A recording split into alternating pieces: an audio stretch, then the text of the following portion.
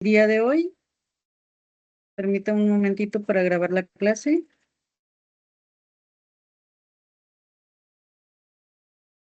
Ok, perfecto.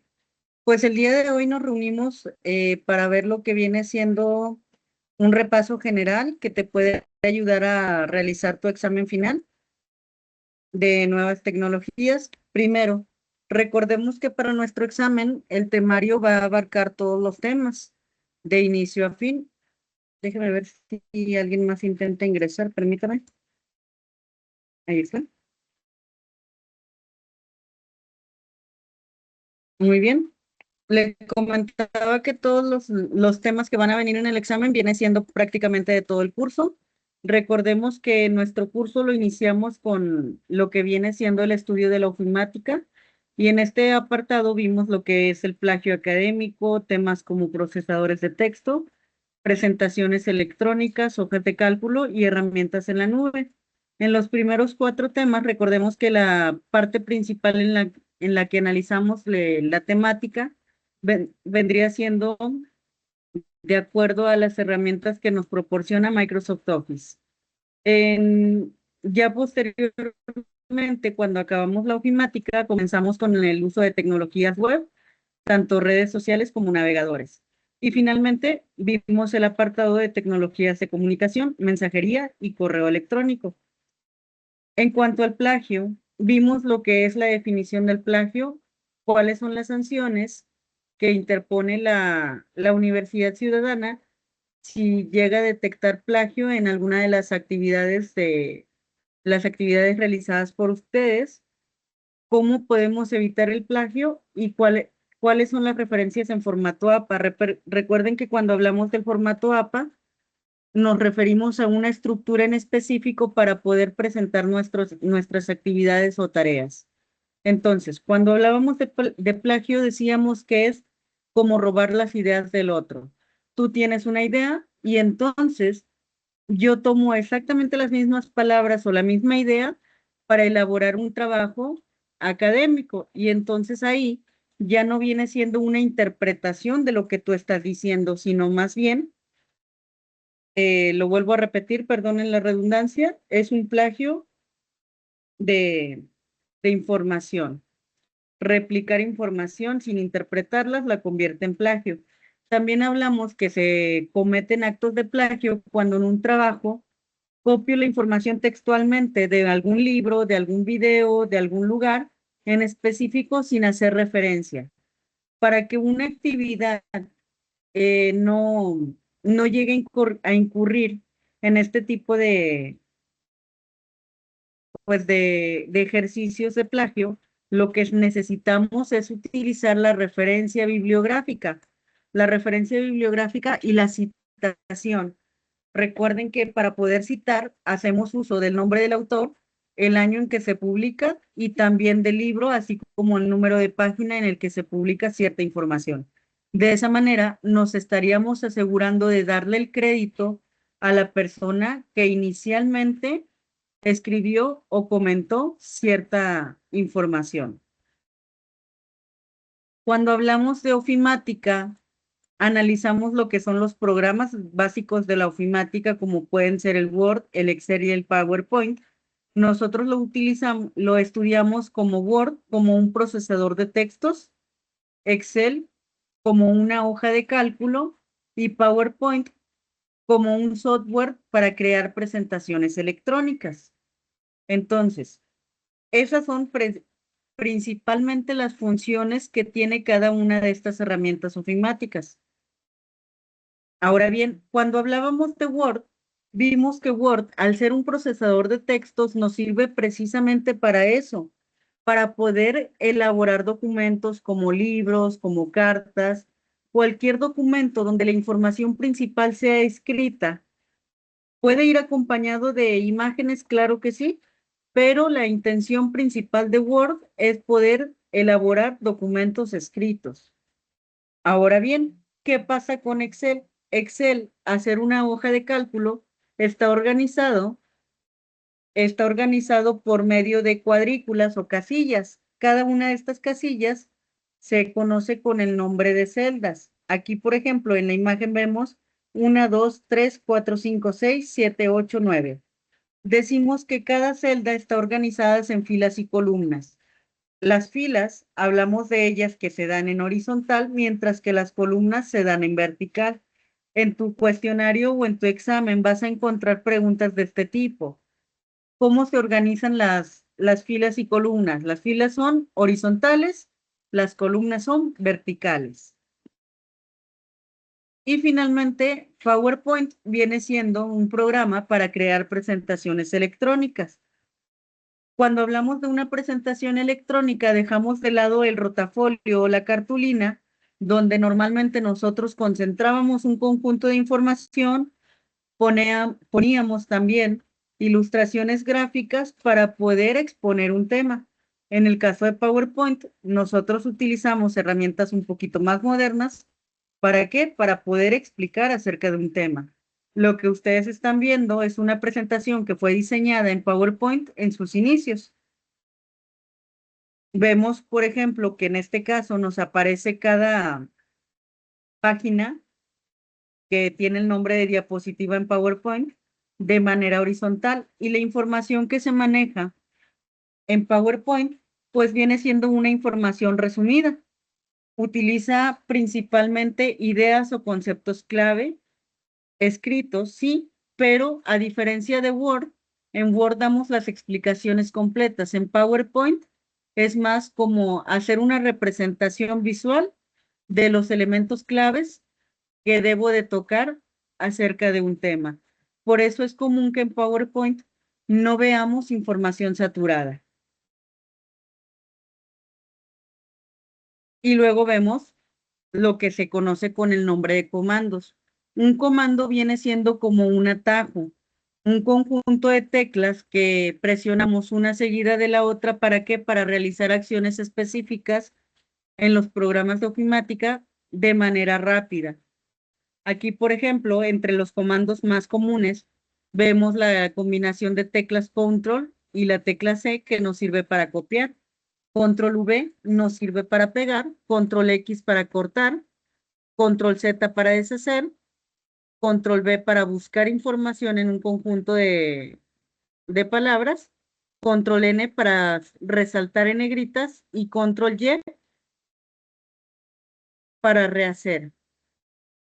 Entonces, para rehacer alguna acción que ya habíamos borrado o deshecho. Estos son los comandos clásicos que se pueden utilizar o atajos en cualquiera de los programas de ofimática.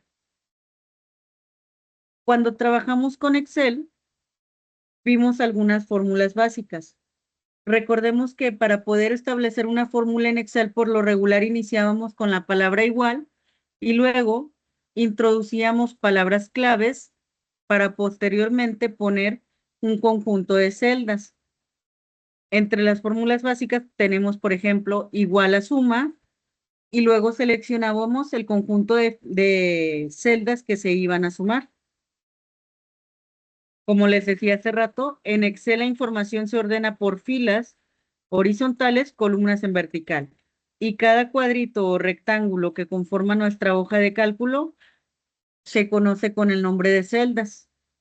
Un rango es un conjunto contiguo de celdas.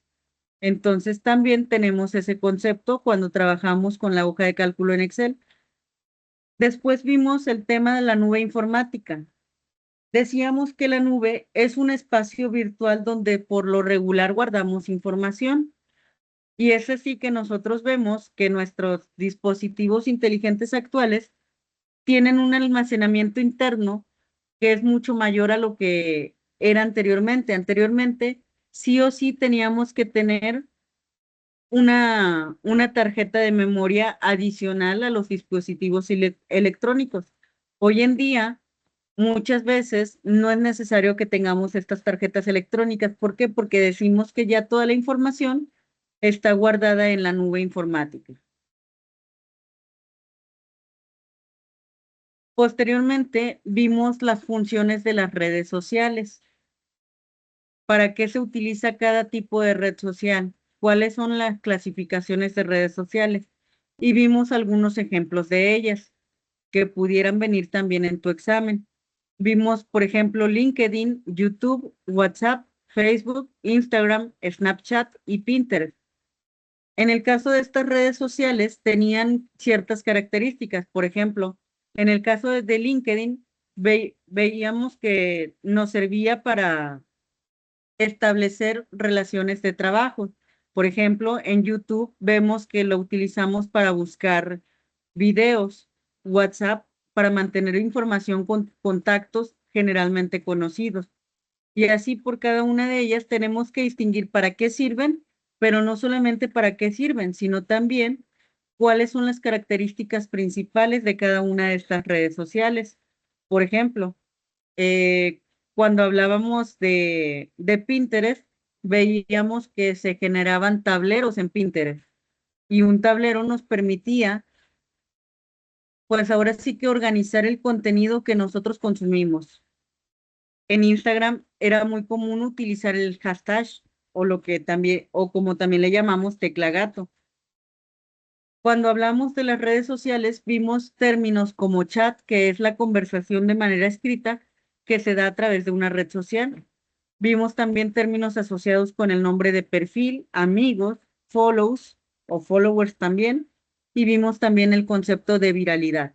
Estos conceptos también pudieran venir en tu examen final.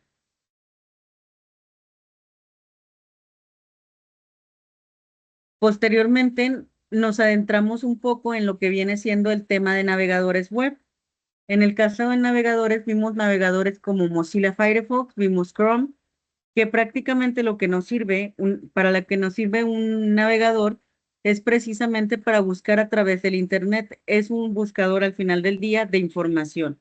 Nosotros introducimos el término, palabra, documento o lo que queramos buscar y finalmente este lo que hace es aplicar un filtro donde nos manda resultados muy similares a lo que nosotros estamos buscando y entonces nosotros vamos a seleccionar el contenido que nos aparezca más apropiado.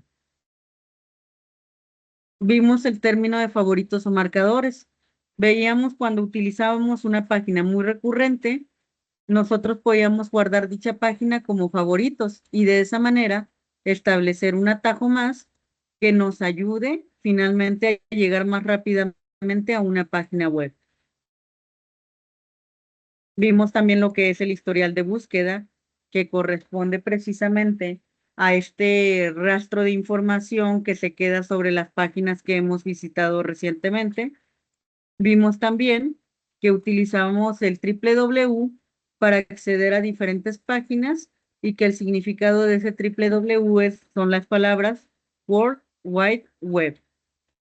En el caso del término de mensajería instantánea, vimos qué es la mensajería instantánea y veíamos que la característica principal que tenía, sobre todo en sus inicios, la mensajería instantánea, es que todo el mundo podía ver si nosotros estábamos conectados o en línea y de esa manera podíamos establecer conversaciones en tiempo real de manera escrita. La función de la mensajería instantánea, pues de igual manera, principalmente es comunicativa o fue comunicativa. Posteriormente vimos algunas aplicaciones en mensajería instantánea. Vimos también que existen opciones para mantener nuestras conversaciones seguras y, y decimos entonces que tenemos opciones también de privacidad, pero también en este término de privacidad y seguridad nos dimos cuenta que no siempre el hecho de que tenga ciertas características que hagan aparentemente seguras las aplicaciones de mensajería instantánea, quiere decir que así se lleve a cabo, porque al final del día pues no sabemos qué persona puede estar teniendo nuestras cuentas electrónicas y hacerse pasar por nosotros.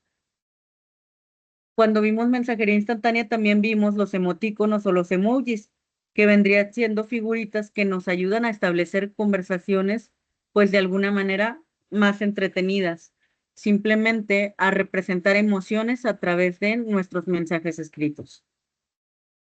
El tema de la semana pasada fue correo electrónico. En correo electrónico, pues veíamos que prácticamente el correo electrónico es pues es esa opción que nos permite mantener comunicación escrita con otras personas y que vendría siendo el que vino a sustituir a la antigua mensajería o al servicio de mensajería o de correo que se llevaba a cabo de manera física, perdón. Y después vimos que para enviar un correo electrónico existen términos o renglones que podemos agregar, como viene siendo el CC, que viene siendo acrónimo de con copia, o CCO, con copia oculta para. Vimos los adjuntos, los cuales también hacen referencia o se, a los cuales nos podemos referir, perdón, como attachments. Cuando nosotros enviamos un correo electrónico, no solamente es necesario escribir en algunas ocasiones, sino enviar información adicional, como por ejemplo este archivo o documento que tengo abierto en la plataforma, que tengo abierto actualmente, perdón, en el navegador. Si yo quisiera enviar un correo electrónico, lo puedo agregar a mi correo electrónico sin necesidad de copiar y pegar toda la información, simplemente agregando el documento adjunto. Y vimos que aquí en los correos electrónicos también es posible utilizar emojis que nos permitan, pues ahora sí que darle un poquito de creatividad a nuestros mensajes. Finalmente, en el término de correo electrónico vimos también lo que es el concepto de borradores. Y hablando de un borrador, nos referíamos a esos correos electrónicos que se guardaron en la bandeja, pero que al final no fueron enviados. Se quedaron precisamente como un bosquejo de lo que vendría siendo el correo o el mensaje que queríamos enviar. Finalmente, ¿qué tipo de preguntas te vas a encontrar? Estas son algunas de ellas. ¿Cómo se le puede llamar a la intersección de una fila o renglón con una columna? Esto hablando de lo que viene siendo la hoja de cálculo. Sabemos que la intersección o cruce de una fila con un renglón, con una columna viene siendo una celda. ¿Dónde se ubica el control de zoom en Word? Nosotros cuando abrimos un documento en Word,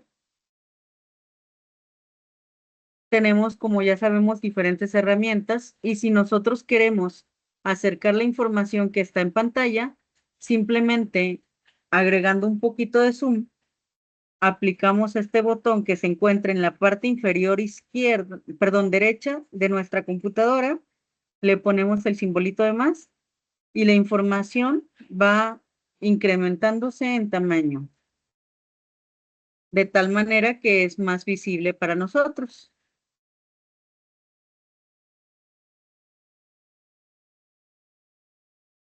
¿Cómo se llama la carpeta donde se guardan los mensajes de correo electrónico antes de enviarse? Ya lo vimos ahorita. Viene siendo la carpeta de borradores. Los correos se quedan guardados ahí antes de ser enviados. El motor de búsqueda es un software que permite localizar datos dentro de un documento. Aquí precisamente, pues tendríamos que confirmar si viene siendo verdadero o falso, de acuerdo a lo que nosotros hayamos leído. Estos jóvenes que ven aquí son solamente ejemplos de reactivos de lo que puede venir en tu examen. Recuerda que tienes que repasar todos los contenidos vistos hasta, pues ahora sí que hasta la semana pasada para poder realizar tu examen. ¿Puedes realizar anotaciones? Claro que sí, pero sé honesto también con tus calificaciones y con tu evaluación. Hasta este momento, jóvenes, ¿alguna duda?